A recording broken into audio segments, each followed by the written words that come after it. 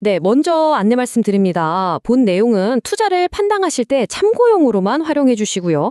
모든 투자의 최종 책임은 투자자 본인에게 있다는 점 꼭 기억해 주시기 바랍니다. 특정 종목을 사거나 팔려고 추천하는 것이 절대 아닙니다. 반갑습니다. 투자로 세상을 이해하는 시간입니다. 구독자님들께서 남겨주시는 소중한 의견들 덕분에 저희 분석이 더 날카로워지고 있습니다. 정말 감사드립니다. 2020년 시장, 오늘도 정말 예측 불가의 매력을 뽐내고 있네요. 마치 결과는 열어봐야 아는 블라인드 데이트 같다고 할까요? 근데 말이죠. 이번 주는 좀 다릅니다. 단 며칠 사이에 벌어질 세 가지 거대한 사건이 어쩌면 여러분의 2020년 남은 투자 포트폴리오의 운명을 통째로 결정지을 수도 있습니다. 네, 시장이 최근 2주간의 하락세를 딛고 반등에 성공하긴 했습니다. 하지만 아직 안심하긴 이르죠. 이건 마치 롤러코스터가 숨막히는 급강하 구간을 앞두고 잠시 숨을 고르면서 천천히 올라가는 바로 그 지점과 같습니다.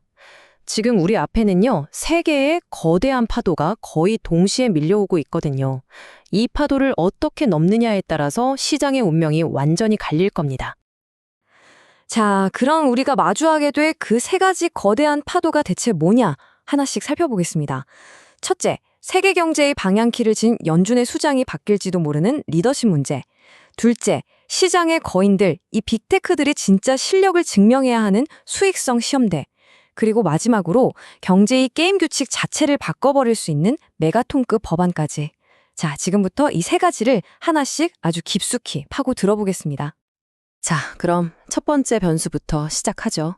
바로 세계 금융의 심장부, 워싱턴에서 벌어지고 있는 보이지 않는 전쟁. 바로 연준의 리더십을 둘러싼 아주 극적인 상황입니다. 지금 그곳에서는요, 거대한 권력의 지각 변동이 일어나고 있습니다. 물론 1월 27일과 28일에 FOMC 회의가 열립니다. 하지만 시장 참여자들은 이미 95% 확률로 금리는 동결될 거라고 보고 있어요. 사실 진짜 중요한 건 금리를 올리냐 내리냐 그 자체가 아닙니다. 그 결정이 내려지는 테이블, 그 물밑에서 벌어지고 있는 아주 치열한 권력 다툼이 핵심이죠. 그래서 우리가 진짜 던져야 할 질문은 바로 이겁니다. 제롬 파월 의장의 임기가 오는 5월에 끝나는데 과연 누가 그 세계 경제 대통령이라는 자리를 이어받을 것인가? 지금 백악관에서는 이르면 다음 주에라도 후임자를 발표할 수 있다는 이야기까지 흘러나오면서 시장의 긴장감이 정말 최고조에 달하고 있습니다. 현재 유력한 후보는 딱 2명으로 좁혀졌습니다.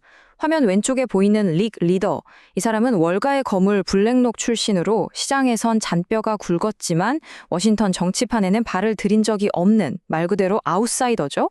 그는 소상공인을 위해서 금리를 3% 수준까지 낮춰야 한다고 주장하는 상당히 비둘기파적인 인물입니다. 반면에 오른쪽의 케빈 워시는 전 연준 이사 출신으로 정통 관료, 그러니까 인사이더입니다.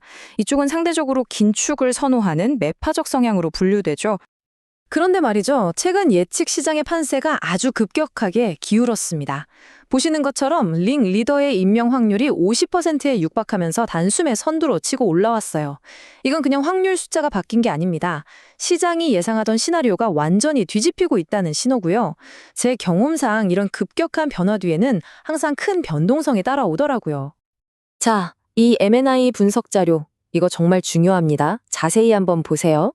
이 차트는 연준 위원들의 성향을 보여주는데 가로축은 영향력, 세로축은 성향을 나타냅니다. 위로 갈수록 매파, 즉 긴축 선호, 아래로 갈수록 비둘기파, 완화 선호죠. 정말 흥미로운 점은 뭐냐면 2026년에 새로 투표권을 얻은 슈미드, 로건, 해맥 같은 인물들이 모두 차트의 오른쪽 위, 그러니까 영향력 있는 매파 영역에 딱 포진해 있다는 겁니다. 이건 뭘 의미할까요? 의장이 누가 되든 간에 연준위원회 전체의 분위기 자체가 금리 인하에 훨씬 더 신중해질 수밖에 없다는 아주 강력한 증거입니다. 자, 연준이 이렇게 긴축의 고삐를 쬐을 준비를 하고 있는데 한쪽에선 정반대의 움직임이 나타나고 있습니다. 바로 정부죠. 이제 두 번째 변수, 경제의 판도를 통째로 뒤흔들 수 있는 OBBB 세법에 대해 알아보겠습니다. 바로 One Big Beautiful Bill, 이름 한번 거창하죠? 줄여서 OBBB 법안이라고 부르는데요. 2025년 7월 4일에 제정된 이 법안은 과거의 감세안을 영구적으로 만들고 거기에 아주 파격적인 인센티브들을 추가했습니다. 이게 그냥 세금 좀 깎아주는 수준이 아니고요. 비유하자면 미국 경제라는 자동차에 엔진 오일을 아예 싹 다 갈아 끼우는 그런 수준의 대격변이라고 보시면 됩니다. 이 법안의 속내를 한번 들여다볼까요? 명과 암이 정말 뚜렷합니다. 기업은 장비나 공장에 투자하면 첫 해 비용을 100% 인정받는 엄청난 혜택을 받고요. 근로자들은 초과 근무 수당이나 팁 소득에 대해서 세금을 안 내도 됩니다. 하지만 세상에 공짜 점심은 없죠. 이 모든 혜택의 대가로 기존의 친환경 에너지 지원은 대폭 축소되고 무엇보다 앞으로 10년간 국가 부채가 무려 3조 달러, 우리 돈으로 거의 4천조 원에 달하는 천문학적인 금액이 늘어날 것으로 보입니다. 이건 미래 세대한테 빚을 떠넘기는 거나 마찬가지죠. 그래서 우리가 주목해야 할 숫자가 바로 이겁니다. 122%. 베이커 연구소는 이 법안 때문에 미국의 GDP 대비 부채 비율이 122%까지 치솟을 거라고 전망했습니다.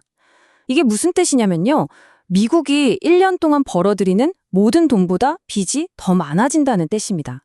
이건 정말 아슬아슬한 줄타기, 미래의 재정 안정성을 담보로 건 위험한 도박이라고 볼 수 있습니다.